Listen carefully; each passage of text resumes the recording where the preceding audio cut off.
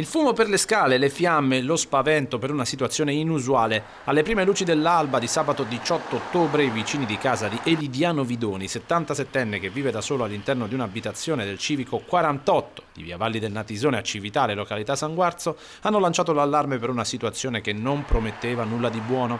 Infatti il pensionato si era addormentato con una sigaretta accesa sulla sua poltrona preferita di colore giallo, che aveva preso fuoco, coinvolgendo anche altri suppellettili della casa. Tempestivo l'intervento dei vigili del fuoco volontari di Cividale del Friuli insieme al personale della Sores. I primi hanno tirato fuori dall'abitazione il 77enne, che aveva inalato parecchio fumo e consegnato proprio ai sanitari che lo hanno portato all'ospedale di Udine, non in pericolo di vita.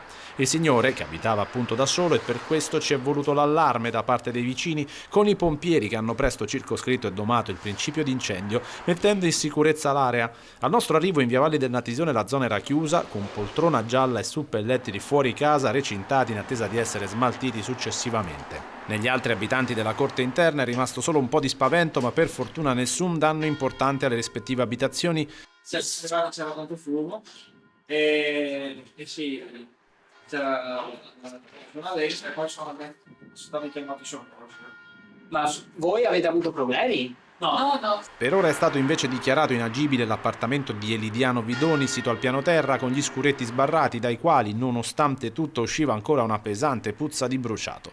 Il bilancio è stato contenuto in termini di danni alle persone, per fortuna, mentre restano da quantificare quelli all'abitazione, dove il pensionato spera di poter tornare a vivere a breve con una preziosa lezione imparata sul pericolo di fumare all'interno della propria abitazione.